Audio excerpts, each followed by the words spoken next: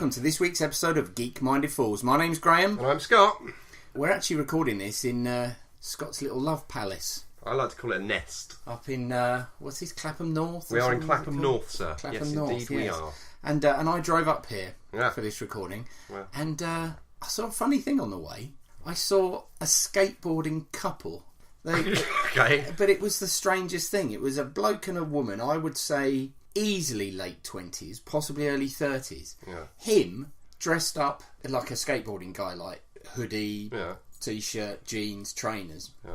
She was dolled up like they were going for a night out. She was in, Evening wear. well, like boots with heels and Heels and skateboarding don't mix. exactly. He wasn't the greatest skateboarder in the world, but she was all over the place. And the funny thing was that as I was crawling along in the traffic, I was constantly with them, and it was absolutely hilarious to see her falling all over the place and generally trying to stay on and thinking, why the fuck has this bloke got me skateboarding? Not tempted to veer off into them, so I just a little. Yeah.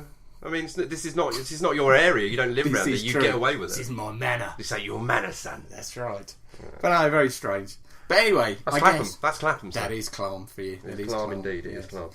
Well, we shall kick off, as usual, I guess, with a visit to your monkey farm. Hey, partners, it's time to see what Scott's doing down on his monkey farm. And welcome back to the monkey farm. I love being here. You're very lucky I let you in. You really are, because I'm getting rather protective over the monkey farm. I must admit. It's news-tastic. It's very much news-tastic. I'm not gonna race through the news, but I'm so excited about our main topic this week. I'm gonna kind of go through at speed. Okay. All right. So first off, At speed rather than non-speed. At speed rather than non-speed. Yeah. Okay. Although I probably could do that. I mean, I could just knock next door. I mean, this is Clam. This is true. Anything can happen in Clam. Anything can go down. Anything can go down in the manor.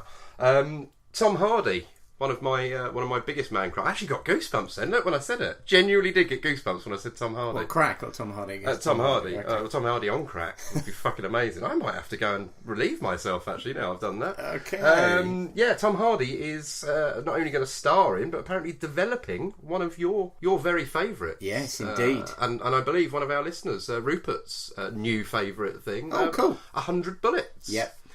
Now, you know a little bit more about this whole thing than me, so I do. Would you care to tell the listeners at home? Well, obviously this was one of my quick hits a few episodes ago, wasn't was. it? And it's basically the story of an agent, a very sort of strange character who goes around offering an attaché case containing a gun, 100 bullets, and a dossier containing information about how somebody has been wronged, and he gives it to these wronged people, and they can decide whether to act on it, because these bullets are untraceable. If they decide to shoot somebody with them, then the police will disregard it. They will realise that it's these bullets, so they're untraceable bullets and unprosecutable bullets. But then the story branches off into a much wider realm involving a global Illuminati type group and the Minutemen, which are sort of their officers, which is what this agent is actually the leader of. So many great characters, and assuming that they get it right, assuming they don't try and overcomplicate things, I think it would be an absolutely fantastic thing to bring to the big or small screen. Good stuff. It looks like they've pretty much already penned a working screenplay for it by a chap called Chris Borelli. Okay. Name doesn't ring a bell with me, but we'll probably find that he has worked on something big before. But we'll look into that and more on that as it comes. It will be interesting to see which role Tom Hardy, so I'm assuming he'd want to be in it as well, what role he would want to undertake, because there's some very juicy ones in there, and it would be whether he would want to go for a more cooler character, but there's also some sort of very rough around the edges characters in there as well, so yeah, very interesting. Interestingly as well, he did pass on playing Rick Flag, didn't he, in Suicide Squad? So indeed, Joel Kinnaman took that from that. Joel Kinnaman is the actor from what else has he been in? He's been in a few bits and bobs. Good looking boy. Not a man crush. No, good okay. looking, but a good looking know. boy. Ultimately, I hope that Tom Hardy does choose to go down the Bane route again, though, just because I think that's one of the greatest performances of all time. And I know you don't, but I really genuinely I want to hear him say, "Why would you shoot a man with 99 bullets left?" Because I just said that would have been Brian Blessed there. But, that did a bit, didn't it? Tom, if you need any help with accent for this one, just give me a yell. I may be a bit busy because Zane, old Billy Zane on the door constantly, bang bang bang. But I'm available, Tom. Yeah. I'm available. Anyway, next up, the Deadpool trailer's out. I know, but I've got to talk about it. I've got to talk about it because, do you know what? I've never read a Deadpool comic. It even got posted on our page. I know. John. I know. Thanks, John. You know you are. I didn't dare do it because I thought I'd get like a really snarky text message from you going, take that fucking shit down. But I genuinely think that trailer looks brilliant. It looks like a hell of a lot of fun. I think everybody but me does seem very excited about it. What is it that you hate so much about the Deadpool character?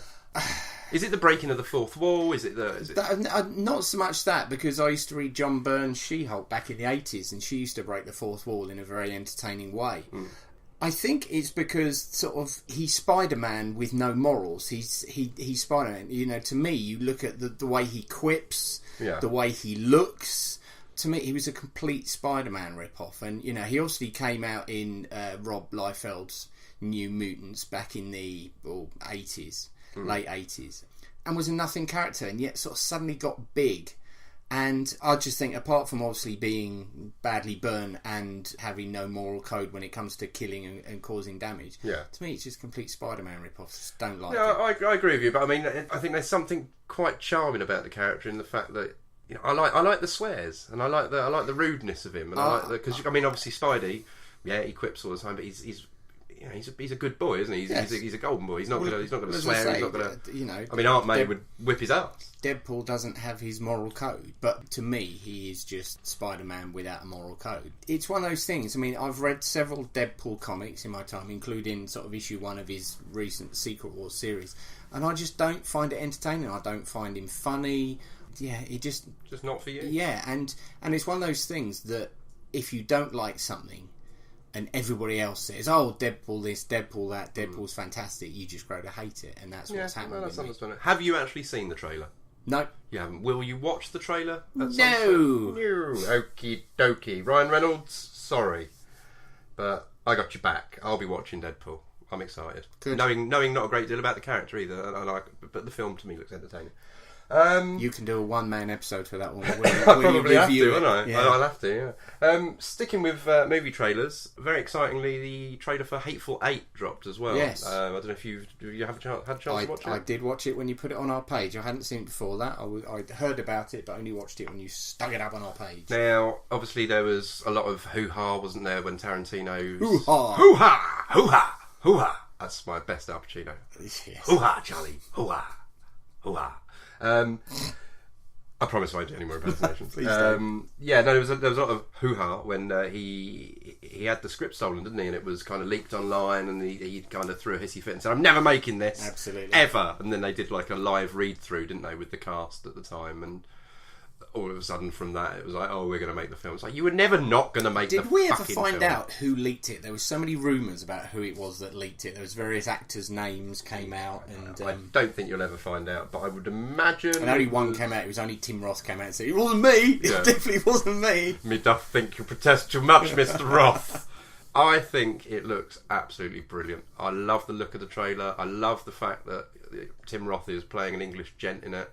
And he gets to use his own accent instead of going down the "I'm fucking dying here, Larry" route.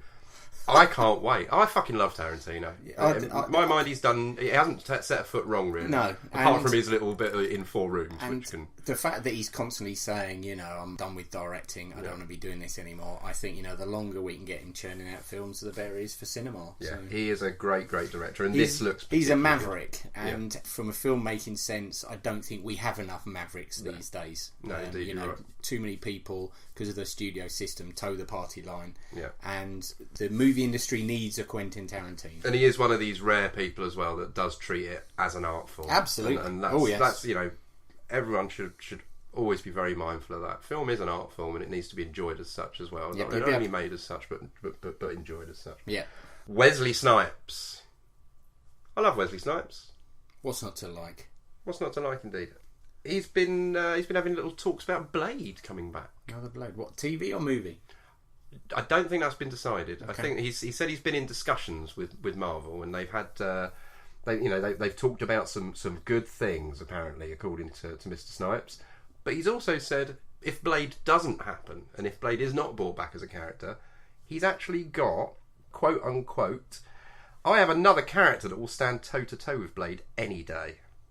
Have you seen any of Wesley Snipes' movies that he did during that quite dark period in his life? No, not really. They're fucking awful. Okay. I don't think this man should be left alone to come up with characters. You know, because it is just going to be a really bad Blade ripoff. Of course it is. He did a movie, I believe it was called Gallows Walkers. If you ever get a chance to watch it, fucking don't.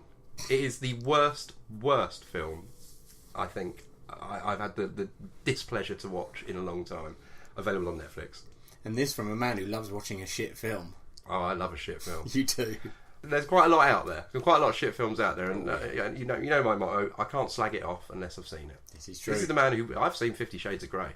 What the fuck? It is fucking awful. What is wrong with you? I didn't have one wank. Yeah, that's right. Right, let's wrap this shit up because you know, as much as I love this Monkey Farm, I've got one final little bit of news for you, and it's This is the man who wanked over Schindler's List. Yeah, again. What can I say? I love red coats. No! Never watch Heidi High. Next. Hey, Weren't they yellow coats? not when I'd finished with them. Hey! Oh my god! This shit writes itself, Plumbing doesn't new it? depths. Fucking always. Happy birthday. Thank you. Not no, you. hang on. Happy 40th birthday to Rocky Horror. Oh, okay. Which I don't know. Do you know what? I don't think it's a film that we've ever in our very, very long relationship discussed. But I've got a really, really soft spot in my heart for Rocky Horror. Not a great fan. I've watched it, but yeah. I think it's a lovely little, you know, of its time piece, and it's still as funny and as entertaining as it was 40 years ago to me. As much as Jaws is still petrifying, you know, all these years on. I defy anyone to watch Rocky Horror and not tap their feet and just, you know, feel a little bit of joy inside them. Oh, yeah. If you haven't seen Rocky Horror, listeners, go and see Rocky Horror, because I think they're going to re-release it for its 40th anniversary. Nice. Probably, if you live in London, I would hazard to guess that Prince Charles will show it at some stage. I'm sure they will. And it is a fabulous, fabulous film. Tim Curry, obviously, very, very ill at the moment. Oh, is he? I didn't know that. Oh, bless him. I believe he had a stroke, didn't he? And now he's in a wheelchair. Oh dear. He's not looking his best, but you know, on the off chance that Tim Curry ever gets a chance to listen to Geek-Minded Fools, I would like to say thank you very much, Tim Curry. You entertain me immensely. Scott loves your Frankenfurter. I do love your Frankenfurter. I'm reminded, of course, of a time back in the early 2000s when I was working in Dorking, when I'd left work and was just walking down to the pub through sort of the shopping centre, and as I walked in, a familiar face was coming towards me with a young boy next to him, and I realised it was Richard O'Brien and his son. So, and it was one of those was things... he dressed as Riff Raff? No, he wasn't, sadly. No, he was completely bald. Yeah. And it was one of those funny things that normally you see somebody famous, you think, oh, they're so-and-so, and you don't say or do anything. And yet, for reasons I know, which is most unlike me, I just said, "You all right, Richard?" So as he was sort of almost coming past me, and he turned and went, "Hello, Ducky." It'd be better if he'd have turned around and played his mouth organ at you. That's right. But yeah, I'm always reminded of that. Bless him. The fateful handyman. Excellent. Yes, Rocky Horror. Happy birthday, Rocky Horror. Well done for being awesome. Nice. And with that, as always, get out. I'll get the fuck out. That's right. Will do. Thank you, Scotland. Now we shall move on to this episode's Quick Hits. Quick Hits. And we shall begin with me. Please do. It's me first. And my quick hit is a rather wonderful graphic novel. I have it in hardcover. I think that's the only format it's available in. And it is called Batman Noir, the Eduardo Riso Deluxe Edition. Like the sound of that already. And what they've done is DC started releasing series called Batman Black and White, which was sort of Batman tales told simply using the medium of black and white, i.e. no colour. Okay, is this the same as the animated thing they did in black and white? Was it the same stories, or they did a Batman Black and White animated one as well? Okay, I couldn't tell you, to be honest with you. I mean, it tended to be mini stories rather than one big long story. Okay. And what they've started to do is release classic Batman tales in black and white as well. So we've had Hush, we've had Long Halloween, I think Dark Knight Returns is coming up later in the year, and they've done that with some stories written by Brian Azzarello and drawn by Eduardo Riso, and of course that's the creative team behind 100 Bullets, going back to that. So they've done some absolutely outstanding Batman stories, and I think the reason they've highlighted Eduardo Riso is because His style is so gritty and noirish that it very much fits the style of Gotham City. It's very dirty art, but beautiful to look at. But in terms of style, it's sort of very gritty. And it reprints tales by Azzarello and Riso. The first one of which is Scars, which was a short story. It's only like 7 or 8 pager. But to show what great storytellers are, it tells a fantastic story with a very good ending in that short space of time. The next one is Broken City, which was a 6-parter that ran in Batman issues, I think 620 to 625, and it's a noir detective thriller, so therefore really suits the black and white style. It basically tells the story of a woman who's murdered by Killer Croc, and Batman thinks that it's her brother who's hired Killer Croc to do this, and he chases him, and as they're chasing through the streets of Gotham, Batman comes across this scene that clearly this guy has caused, where a man and a woman have been murdered, shot by him, and their son is standing there and is being left alive. And of course it very much mirrors his story when he was young with his parents. And so he then gets very obsessed with the whole thing and starts chasing around, and penguins in it, and obviously Killer Croc. But he's sort of chasing around trying to find this guy and sort of get to the bottom of what happened and why he killed these kids' parents. And there's a couple of fantastic twists in there that you don't see coming, and a very, very good ending, sort of very satisfying, and a really, probably a Batman story that only this creative team could tell. As I say, it's a great noir story. The next story in there is Batman Night of Vengeance, which was part of the Flashpoint series, where it sort of everything went to a slightly different reality where nothing was quite the same. And in this story, this is where it was actually Bruce that was killed in the alley rather than his father. And it's his father, Thomas Wayne, who becomes Batman. And he stopped being a doctor and started running a casino. And what happens is Harvey Dent is actually a judge. Didn't become Two-Face, he's a judge. And his twin children, boy and a girl, get kidnapped by the Joker. And Jim Gordon goes after them to try and rescue them. And sort of Thomas Wayne is a bit on the fence. And this is that 3-parter that I lent you, that the end of issue 2 has one of the most incredible twists that you will ever see in a comic. The twist in it is absolutely superb. It's just a 3-part story. And also ends with a fantastic face-off between Batman and Joker, sort of probably one of the great Batman and Joker endings. And then the last story they have is the 12-parter that they had in what DC published a few years ago called Wednesday Comics. DC published all these stories in a big broadsheet format, so it was a huge, great broadsheet page of Batman, and they've really printed those in there in black and white. And if you're a Batman fan, it's a great thing to have. If you're a fan of noir tales and sort of very dark, gritty tales and art to go with it, you will absolutely love it. So, give it a go. Batman Noir, the Eduardo Riso Deluxe Edition. Beautiful hardcover. Yeah, love it. Excellent, excellent egg. Can I just ask one question? Go. Is it anything like the Spider-Man noir stuff that they did? Because was there Spider-Man? That, of course, was Marvel, and what that was an interpretation of modern superheroes, but back in the 20s, and giving it more of a noir feel. Okay. Whereas, this is noir in as much as it is set in modern times, but it is just more about the look of it. Yes, the look and the feel, but also the fact that it's Batman being a detective rather than Batman just beating up nutty villains. It is actually, him getting obsessed with a case in the way you see characters in great film noir doing, whoever the detective, whether it's your Bogart or what, it's that kind of thing. But I think they call it noir because they're literally presenting stories that were previously shown in colour, in black and white, but it particularly suits this one because the style of writing is very noir as well. So excellent stuff. Right, my turn. Go on.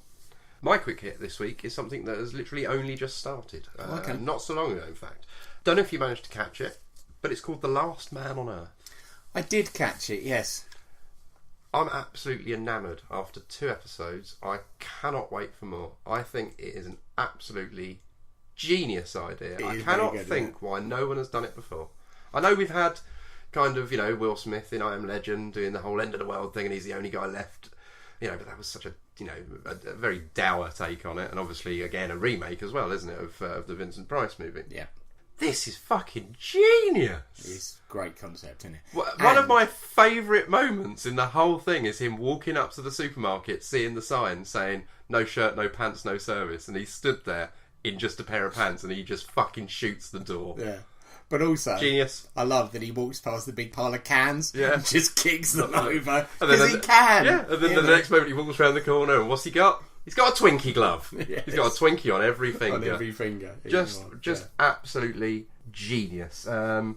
Will Forte is the guy playing our main character, who is Phil Miller. Phil Miller, yep. Now, I don't recognise him from anything. Apparently he's Saturday Night Live. He's one of their alumni, so yes. Obviously, from the end of episode 1, spoilers, guys, sorry, I mean, I can't not spoil this. No. Obviously, from the end of episode 1 and episode 2, you've got Kirsten Schall, who people will hopefully know from Flight of Conchords. Yes, indeed. Who is the most brilliantly kooky American actress, I think, of all time. And honestly, I think it's a crime that she is not working more. She's fucking hilarious. She doesn't even have to be doing anything funny to be hilarious. Yeah. That's how good she is. She's just one of those natural comedians. But I love the playoff between the two of them, whereby he's just saying, fuck it, there are no rules, and all bets are off. And she's saying, this is a stop sign, you need to stop. And he's saying, there's no one else, you need to stop at the stop sign. She wants to play exactly by the rules. Just because, we are the last two people possibly on Earth doesn't mean we should not abide by the rules. And I really like that. I think that's a really lovely character trait that they've written in for her. And she plays it perfectly. Whereas he's obviously gone to all the museums and he's got all the classic works of art. There's a beautiful moment where he spills something on that really, really expensive paint. On Monet. He's like, that's okay. See, that's all dry now. That's all dry. It's fine. Does he move into... What house does he move into? Because I'm sure that at one stage he moves into... It looks like the White House he's in or something like that. I don't know. There's a whole montage of things that he's doing, isn't it? And I love the fact he's just driving across country in that huge bus. Yeah.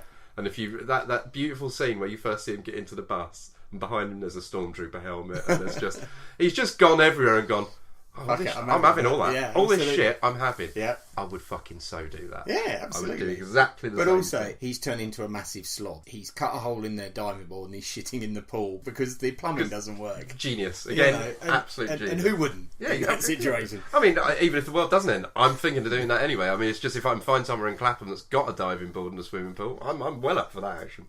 And was it a margarita pool he's got?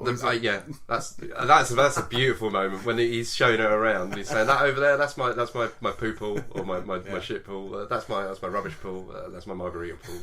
What's that? What are you doing that? I just lay in it and drink it. But yeah, I mean, I did after because I watched the 2 episodes that they showed, and I did sit there for a good half an hour afterwards, just thinking, what would I do? What would I do if it was the end of the world? And I hate to say, I'd probably do pretty much what our man Will Forte was doing there. Yeah. I mean, all bets, as you say, massive beard. All bets are off. All bets are massively off. It's a great premise for a show. I think this first season runs for 13 episodes. It does indeed, yes. I can't see it not getting a second season. It's already been renewed. It's already been renewed, and that's great news. I mean, this early on, it's great news for it to have been renewed. I really love the fact that they come to the whole.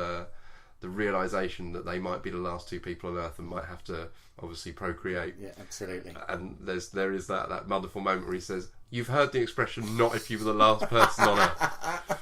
That is brilliant. I think it's going to go from strength to strength. But also the fact that she said, well, if we're going to do that, we have to be married. Yeah. He's like, what? That makes him propose. The brilliant bit, that's when she says yes, and he's like, I'm so scared, I thought you were going to say no. Yeah, they're both, they've got really, really good chemistry together. Yeah. It's going to be, I think, a massive hit. So... Well done, whoever's put that out. Is it Fox? It's Fox. Yeah, it's a Fox TV show. So, Fox, we salute you. We do salute you, but not for everything, Graham. More on that later. Right, thank you for that, sir. And now we shall move on to this week's main topic. When they got the ball, you know they won't drop it. The Geek-Minded fools discuss the main topic. Right, Scott. Yes, sir. I know this is one you've been particularly looking forward to. Oh, yeah, it is, yeah. It's another one of our movie specials, the Peanut Gallery. And there's been a couple of movies out recently that we thought we should discuss. Fantastic Four, obviously. Let's give it its proper name. Fant Four Stick. Have you not seen the poster? which we shall. Do you know what? That actually reminds me. This is something genuine. You're saying that in jest. Yeah. But do you remember when they brought out CK1? The aftershave? Yes. Yeah. And it was CK, but the word one was in between the C and the K. Yeah. And I genuinely said to somebody, what is this cone K thing they keep putting on posters? Bless you, you little special flower. You are very special. Special. But anyway, Fantastic Four we shall come to. But before we do that, we shall dip our toes into the world of Pixels. Indeed we shall. The Adam Sandler film. So first off the bat, sir, what do you think? You like it? You hate it? You're not too bothered? Meh. I didn't hate it, but I certainly didn't like it. I think I'm in the same camp as you. So. I think my problem is that I used to love Adam Sandler. His early stuff. Billy Madison was flawed, but certainly, your Happy Gilmores. One of the greatest comedies. Even Bulletproof I thought was really good. Wedding Singer, Little Nicky, all that kind of stuff. Yeah. I really, really enjoyed it. There's even some Adam Sandler stuff that a lot of people sort of slag off. I mean, I love 50 First Dates. I thought that was the Drew Barrymore one yeah, where she's got amnesia and therefore every day starts again as new. And I even quite like him as a serious actor. I like him in Punch Drunk Love. I think that's a great film. He was superb in that. And what was that other one? The one where he played the comedian. God, it's got what's his name in it as well, isn't it? Why can't I remember his name? He's the fucking Green Hornet. Seth Rogen. Seth Rogen, yeah. No, that isn't the one I'm thinking about. I'm thinking about the one where has he lost his family or something Spanglish. like that? No, fuck off. No, it's called Rain Over Me or something over me. Oh, yeah, like Rain Over Me. Is it Rain Yeah, Over Me? yeah. That is quite a sweet film, yes, isn't it? Yes, yeah. Very good. He has proved that he can, every inch do the serious absolutely thing. However, he's no Billy Zane. We then come on to things like, as you say, Spanglish, things like Click. That's My Boy. Yes, yeah. Jack and Jill.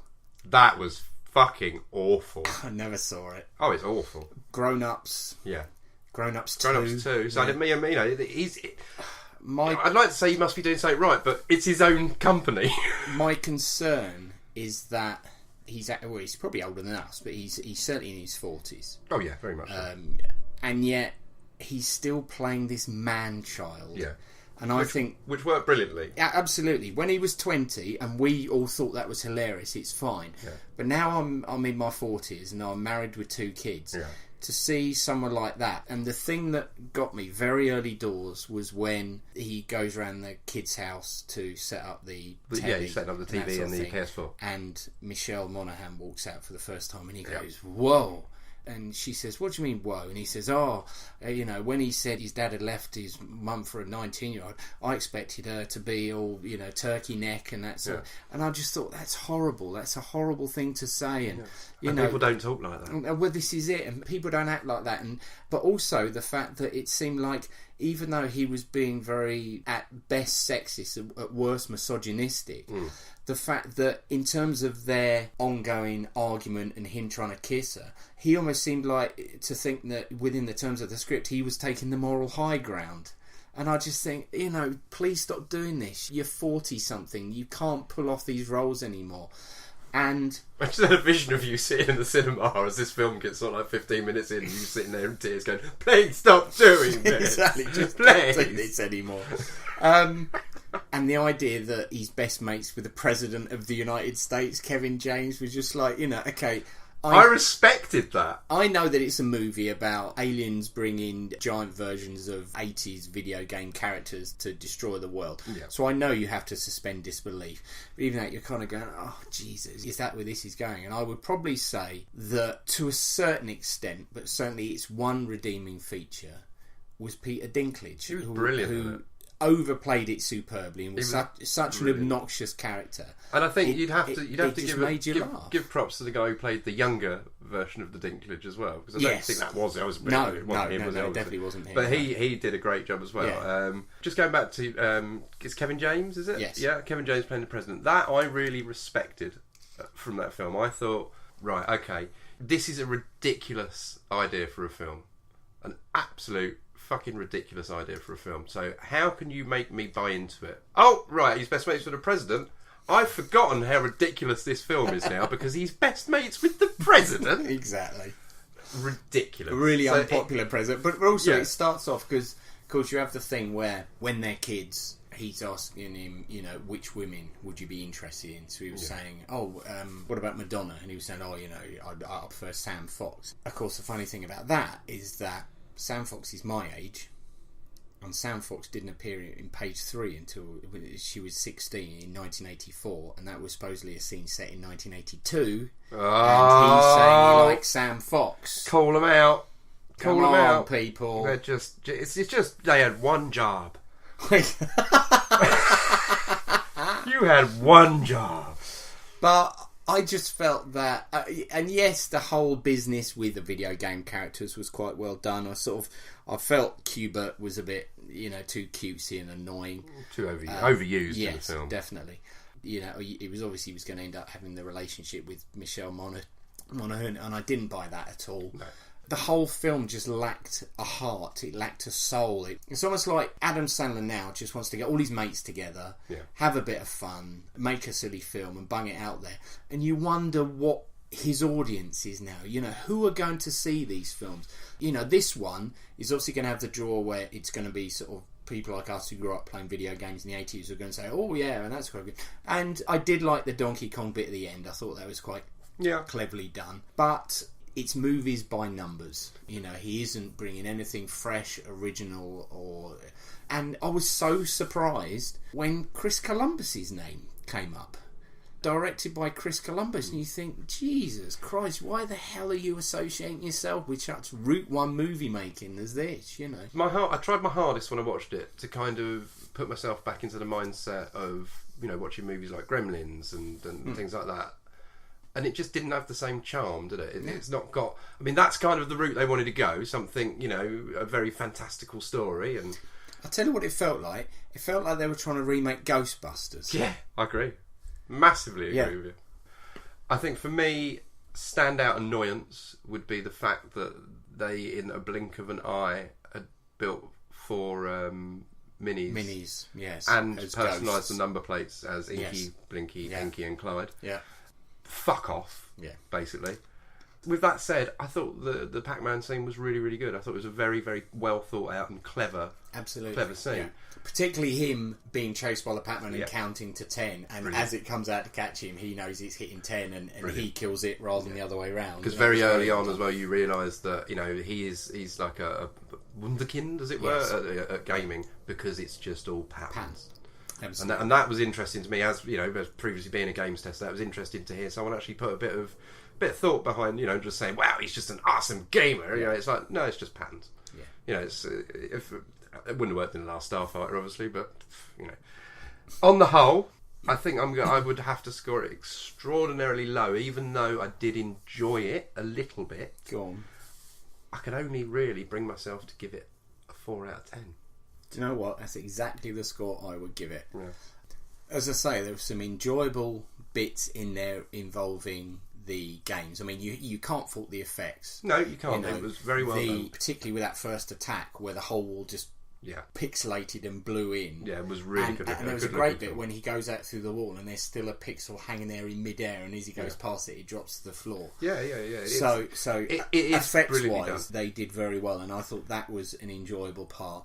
The only other character, obviously, we haven't mentioned is the Wonder Kid, Josh Gad. Yes. Who I had a major problem with, that I'm sure you didn't have, in that you don't have children, therefore don't watch animated films and wouldn't have seen Frozen. No. He is the voice of Olaf, the snowman in Frozen. Oh, okay. I know of the snowman. And so every time he spoke, all I could hear was the snowman. You could just picture the snowman. Absolutely. Yeah. I mean, I think it probably it's got great intentions as a film, but it just doesn't really deliver enough. I mean, if I'm honest with you, had they not made it a vehicle for Adam Sandler and actually played it, whether straight or comedically, with another group of people, another cast, I think it would have been a much better film. Yeah, I think you're right. But I think the problem is that instantly the moment these days, and it's a terrible thing to have to say, being that, that I've got Adam Sandler albums, his early stuff is hilarious, and you and I still quote stuff to each other from them. Who is this? Who is that? They're all gonna laugh at you! No! And so he unfortunately now immediately brings a lack of credibility to a film. And therefore, immediately people go, oh, Pixels, it's an Adam Sandler film. And I'll admit, at the start of the year when I heard about this, I thought, that sounds really good. Yeah. And then suddenly you realise Adam Sandler's in it, and you go, oh, fuck. No, indeed. Adam Sandler's in it. So I think our main advice that we could give to people regarding Pixels is wait until it's £1 on DVD. And in the interim, go out and buy yourself Stan and Judy's Kid. Yes. Which is a fabulous comedic album. Or They're All Gonna Laugh at You. Which I think is his best album, his first and his best. Yeah. So a little bit of a hijack of the peanut gallery there for a shameless plug for Adam Sandler, because I do still love him. He used to be so good. He did. And of course, he's had this whole thing with being accused of racism by Native Americans, isn't he, on his most recent film, and a lot of them walked off the set, and I just think he needs to stop being puerile, thinking that he's still in college. You can get away with playing the man-child when you're 20. By the time you're in your 40s, the people who were your fans then are now in their 40s well, and they're all grown up and, wanting to see a bit more from you, because he can be funny. Oh, he can. I mean, you only need to watch Happy Gilmore to see that. Absolutely, yeah. There was aspects of Happy Gilmore to this, There was a scene when he was when he first went into the meeting, when they're having with the president of the meeting, and he starts saying, "Oh my God, it's Gandalf and Harry Potter in this," and him sort of saying stupid things about authority figures. Again, back then, your Happy Gilmore doing that was brilliant, sort of taking down professional golfers. Whereas now you just watch it, you go, oh, for God, stop, mate. You're too old to be the idiot. Yeah, it just doesn't work anymore, does it? I think maybe his best bet is to try and seek out some more serious roles again, because he can do it, and I think he's very good at it. And one last thing I will say is, again, another American film that has various scenes set over here, and it's just embarrassing. Yeah. And Sean Bean, at times it felt like he was just doing his Yorkshire accent, but then it sort of seemed to be... Well, he was doing that.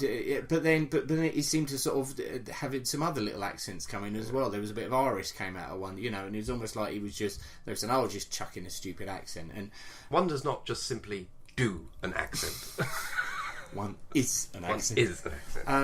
And with a bloke, when they tell them why they're doing it, they said, we're filming a beer commercial or something, and you just think, and the Prime Minister as well, it was just a bit, the Prime Minister was very embarrassing. Female Prime Minister who was just scatty as fuck. Yes, such a stereotypical view of our country. Yeah. And it does great. I just felt, as I say, it lacked a heart, it lacked a soul, and 4 out of 10, simply for the throwback gaming stuff. Prixels. Fuck 'em. However, moving on. We both saw another film, didn't we? We did see another film. Not together. No, definitely not together. I suppose we'll start as we always start. I'm welling up, yeah? Oh dear. I'm welling up. You're upset. I am. What did you think of Fant Four-Stick? Shall I just jump in? It was fucking awful! I'll be honest, with all the hype that it's got and all the slagging off, I didn't hate it as much as I was that I thought it was going to be, but don't take that as any kind of endorsement from me. No. It was an appalling hash of a film, and you don't know who to believe. You don't know whether Fox felt that they had to go in because Josh Trank wasn't playing by the rules, was isolating himself and wasn't doing what they wanted, or do you believe Josh Trank's version of events, which is... A year ago he had a fantastic version of the precisely film. That everyone would have loved. But then, of course, famously, the film got wrapped up, what, about this time last year, wasn't it? Wasn't it sort of June to August? It's 72 days it filmed. And then, of course, January they were doing reshoots. Yeah. And that was one thing that grated straight away, is you could see the bit they reshot, because... her hair was a completely different colour, longer and completely blonde. And it would go from scene to scene, changing colour. It's like backwards and forwards. So she does invisibility, not hair colour. Yeah, exactly. But one thing that I would say was I was surprised at how short it was. I mean, it came in at what, hour 46 with the credits. Okay. Now, screen time can't have been much more than 95 minutes. Hour and 32. Was it? Jesus Christ. I've done my figures here. Okay. Now, the problem is that you're telling an origin story, which means not only have you got to tell how these people get their powers, but you have to make us care for them. You then have to put them in peril, and then you have to wrap it up in a satisfying denouement. You can't do that in 92 minutes. Any superhero film that's establishing an origin should be at least 2 hours long. Yep. At least 2 hours long. So therefore, they've immediately sold themselves short. The problem was that the first half of the film, the good first 45 minutes... yeah, I will agree with that. It was good. It was enjoyable. Yeah, but it was pre them getting their powers. Yeah. It was them establishing their characters, which is all well and good, but what you need to do is come out of that caring about these people. Whereas the trouble is, with the greatest respect, Jamie Bell had been in it for about 5 of those 45 minutes, if that... Probably 2 of those as a kid before he actually became Jamie Bell. So we knew nothing about Ben Grimm apart from the fact that he's obviously got the it's clobbering time from the fact that his big brother used to say that probably beat him up. Which broke my heart. I thought that was a real disservice to have such an iconic line come from effectively being a beaten child. Yeah. Now, I will start by saying I really like Josh Trank's work in Chronicle. Yeah. I was less impressed. I thought for a first-time director, that was a pretty astonishing piece of work.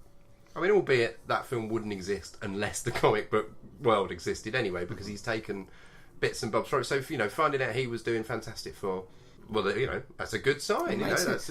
Well, basically, he'd already made a film about some friends getting powers and coming to terms with using them. So he'd effectively already made Fantastic Four Light. Yeah.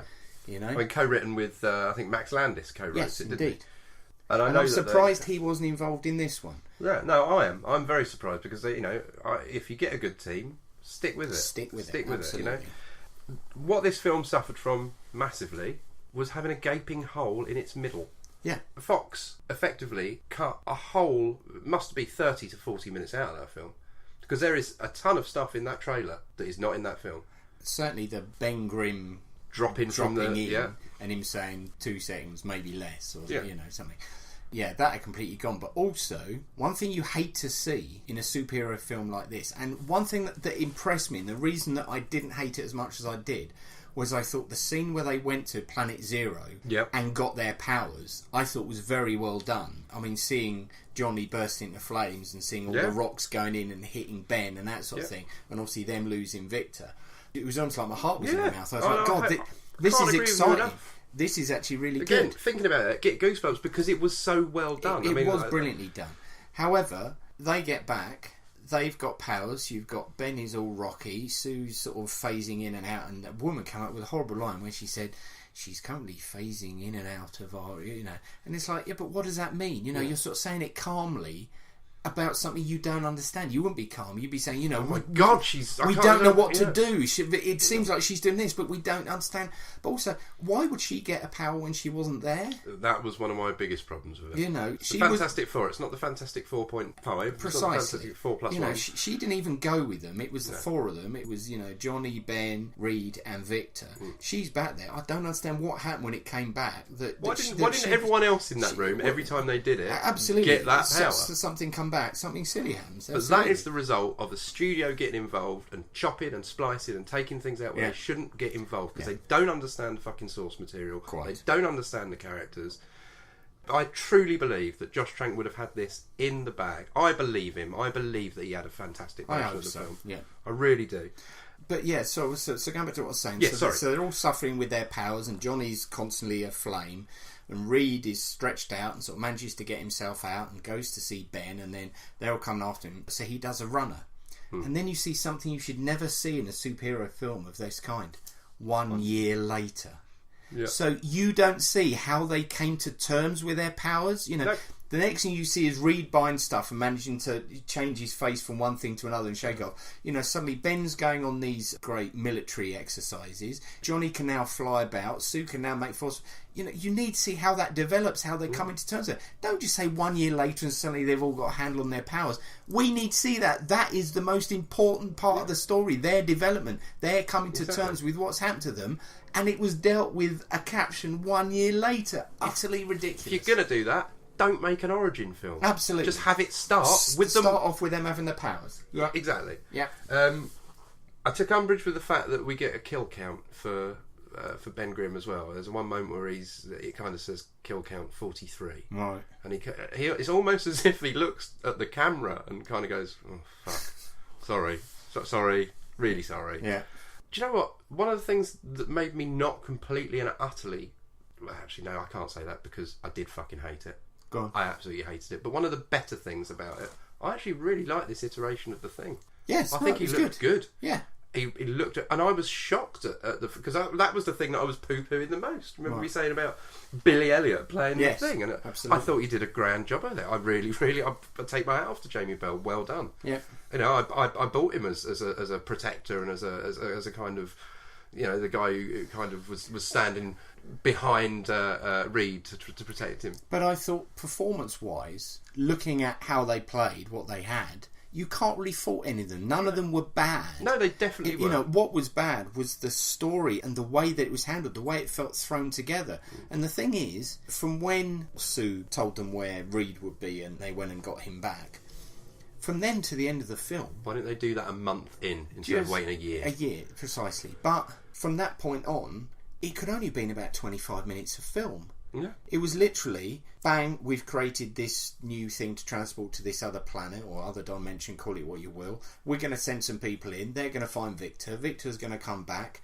We're going to talk to him. He's going to turn out to be completely nuts. He will kill everyone. He will go back. We're going to go back after him. And the fight at the end was frankly ridiculous. I mean, you know, pathetic, when you consider he was there destroying the world, literally sucking the world, our world, through a portal to his world. Which was a great idea. Precisely. A great concept, but dealt with in the most ridiculous way in about 5 minutes. You know, the final battle, literally, when it was ended, I was like, is that the end? Are they just, you know... Well, you know how many minutes Doom's on screen for? Go on. 10. Absolutely ridiculous. And spoilers, guys. And they fucking kill him. And he's the big bad. And Doctor Doom's dead in the first film. Yeah. Utterly ridiculous. Again, you know, we've just said that you couldn't really fault their performances because they were all pretty good, I felt. Toby Kebbell, I thought, would have been just phenomenal if they'd had allowed him some more screen time, and B, what the fuck were they doing with that look? It looked like Christmas lights covered in Play-Doh. Oh no, it was awful. Well, clearly, I know it's the ultimate iteration, isn't it, of Fantastic Four and of Doom, But I just feel that they, and I've said this before about films, they wanted to be different. They wanted to differentiate themselves from the previous version. And there's nothing wrong with that. But the trouble is you then start making unnecessary changes that actually end up being detrimental to the story. Because people are now looking back at the original versions and suddenly saying, actually, they weren't bad, were they? Of course, they weren't bad films, but I think the trouble is, because they were in the early days, people look back and say, well, we can do things so much better now. But it just goes to show that sometimes telling a good story with relatable characters and keeping it simple is often the best way to go. You don't need lots of bells and whistles. And the thing is, people are now saying, you know, can the Fantastic Four ever be properly brought to the screen? You know, whereas the thing is, I was a big fan of Fantastic Four. When I started collecting American Marvel comics back in 1985, one of the titles that I carried on getting was Fantastic Four, and I bought it all the way through its run, and I went back and bought loads of earlier ones as well. And I love the Fantastic Four. I love the dynamic. I love the fact that they're superheroes, they're adventurers, they're time travellers, they're all this thing. But most important, at their essence, what they are is a family. They are the first family. And they're a family who love each other, who enjoy being together, and they take joy in what they do. Yes, things get serious, sometimes deathly serious. But there's an underriding sort of joy and hope and positivity that goes throughout the comic. Yeah. That's always been there, that hasn't ever really translated to the big screen. But I tell you what, do you know what the best cinematic version there's ever been of the Fantastic Four? The Incredibles. The Incredibles was the Fantastic Four. Okay, a very, very, very well made statement. You know, it is parents and kids, but it's still 4 people having to get on together, but getting by because they care about each other, because they love each other, and that's what the Fantastic Four is. Yeah. And if you can do it as a fucking Pixar comedy, why can't you do that live action? Why can't you get there? It beggars belief. I mean, you said a second ago, obviously, that the other Fantastic Four movies, were back in the older days. Absolutely, in the prehistoric days. Yeah. Do you remember a few years back when they started doing this silly idea of remaking the Spider-Man movies, and we had the Amazing Spider-Man? Yeah, that was 10 years after, wasn't it? Yes. This is 10 years after the other Fantastic movie came before. Why was there not a big hoo-ha again? I keep using hoo-ha this episode, I'm sorry, but why was there not a big stink raised about the fact, it's only 10 years after, you can't reboot it? I'll tell you what, I will take those other 2. I will take the other 3, even 1994's Roger Corman Fantastic Four movie, over this absolute trash. Yeah. And it's such a shame, because, as I say, Thing looked great. Jamie Bell played him well. Miles Teller, I can kind of take or leave. I think he's going to end up being this year's Shia LaBeouf. He's got a bit of cock about him, hasn't he? I like... her name escapes me. Kate Mara. Kate Mara, because obviously she was absolutely brilliant in the Kevin Spacey TV show about the politician House of Cards. Yeah. And I really like Michael B. Jordan, yeah. Is it? Because he was great in Chronicle. I just don't understand why Fox, I don't understand why they felt the need to get involved to such an extent to absolutely destroy what essentially could have been a relatively good film, albeit not a great film, but... The trouble is, it was praised. I'll admit, even when I saw the trailer, I thought, God, maybe we're all wrong. Maybe this will be all right. But unfortunately, as I say, half the trailer didn't end up in the finished film, and the other bits were kind of a little bit out of context. And the poster for the film is like one of the final scenes, which upsets me immensely. Don't do that, filmmakers. And don't do it. And also, I didn't like the ending, the post-battle thing. With them sort of speaking to the military and then getting a place. What you mean, them wanting to be the end of Avengers: Age of Ultron? Yeah, it was deeply unsatisfying. Yeah. It sort of never felt like these people shared a genuine bond. There wasn't the togetherness that there needs to be. It was just like, we're bonded because we have these powers. But there was no affection for each other. That never came through. It was all very cold. It was right, we're here to study and we're here to learn. And that's and it's like, no, you're together because you love each other, because you're a family. I mean, Ben Grimm and Sue Storm don't spend even one scene together, I don't think. No. The relationship between Sue and Johnny, they might as well have not been siblings. Yeah. Also, as well, I initially had a problem with the fact that you're changing, Human Torch's ethnicity to a black guy. After seeing it, my problem is the other way round. Why bother making her adopted? Why not just make her black? Yeah. Well, clearly they thought, Sue and Reed are going to end up together, and having a black and a white person being in. I mean, this being the 50s and all, Graham. Absolutely, it's just fucking disgusting behaviour. It's very, very, very so poor much decisions. flawed about it, and very poor decisions. And I think quite rightly it has been panned. Quite what it's going to do to Josh Trank's career. It's already lost in the gig for Star Wars. Well, precisely, I think that's... which we've discussed, and it's still there's still arguments going on with him saying he decided that he didn't want to do it because the fan reaction he was already getting before this massive backlash, the feelings he was getting from the Fantastic Four fans, he was worried about doing that for a Star Wars lot, that if he screwed up they were going to be calling for his head. But then the other side is, people are saying that they saw his behaviour and the way the studio talked about him from this film and decided they didn't want him anywhere near their franchise. So, as I say, there is always two sides to every story, but it remains to be seen where he goes from here. I'd like to say one more little thing about it, which is a positive note. You said how much you enjoyed the scene where they go to the negative zone, or the Planet Zero, whatever they're going to go. Planet Zero, isn't it? They call it. I thought the scene where they finally come back to Earth, where Reed is stretching, going towards Ben, he thinks he's under a pile of rocks, and then looks over and sees Johnny, which he looks just like a corpse on fire. We actually see his ribs and everything, don't you? It's almost as if the fire's completely burnt him away. I thought that was one of the most effectively brilliant pieces of filmmaking that I've seen in any superhero the whole movie. them out there and then coming back, and the effects that it had on them was so brilliantly done. What a was shame amazing. that the rest of it couldn't live up to it. Couldn't live up to that. And I'm stunned by it. I'm stunned. It's so disappointing. So very disappointing. The final scene of the movie, obviously this is a spoiler, guys. The final scene of the movie is them obviously trying to come up with their name. Yeah. Okay, and it cuts, doesn't it? It fades because he says, "Okay, guys, I've got it." Yeah. Now I've decided I'm going to overdub this, and at the end of it, there's so many possibilities, but I've come up with the fantastic "fuck you," or the fantastic foreskin. It's up to you. It's up to you. You choose. Marks out of 10 for you, sir. I'd like to say 3, but I'm going to have to say 2. Do you know what? This is a fucking rare episode, sir, because I am wholeheartedly agreeing with you. Do you know why I'm giving it 2 out of 10? Because of that one scene in the middle has bumped it up from a 1. 1 point for a very well designed and great iteration of the thing. Right. 2 point for the scene that I've just mentioned. Yeah. That is it. Yeah. Fox, you need to up your game because you ain't got shit right now. Right, something's gone very wrong because we've just reviewed 2 films and both agreed and given them exactly the same You know what it is? score. It's because you're in the Clapham Love Nest, my friend. It's all about the love, my friend. It's all about the love. Now, I'm springing something on you here. Oh, go on. We've got a new listener who is an absolutely wonderful, wonderful lady called Holly.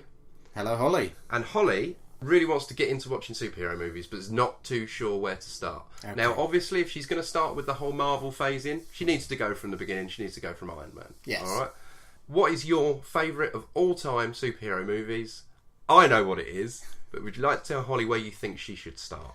Well, obviously, my favourite superhero is Spider-Man. Of course. My favourite superhero film of all time is Spider-Man 2. This will be very short, Holly, because I agree. That's exactly where I think you should start. But obviously don't discount the first one. Yeah, but you have to start from the first one to make the second one make. However, obviously before that, you had the X-Men films, 1 and 2, which were very good. But if you're just looking for an entry point, I mean, the thing is, Spider-Man, more so than the X-Men, because there's still going to be some X-Men characters that the novice to all this won't know. No. Everybody knows Spider-Man. Everybody's familiar with who he is, what he can do. And Raimi just absolutely nailed it. Certainly the first 2 films. The third one, was a bit hit and miss. But watch Spider-Man so you can get to Spider-Man 2. And once you've dipped your toe in, then it's a massive great ocean to swim in. But just enjoy it. Just have fun with it. That's all you can do, innit? And remember, you can always message us on the Facebook page, and you can always ask us questions, and we will try our best to answer them in the best way we possibly can. Absolutely. But thank you for listening, Holly. Yes. Right, we done? We're done. That was nice, wasn't it? That was a bit of a love fest. Should we get under the covers? We should do. Why not? As long as you put some pants on. Oh. Right, that's it for this episode. So for myself, Graham. And myself, Scott. Thanks so much for listening, and we'll see you next time.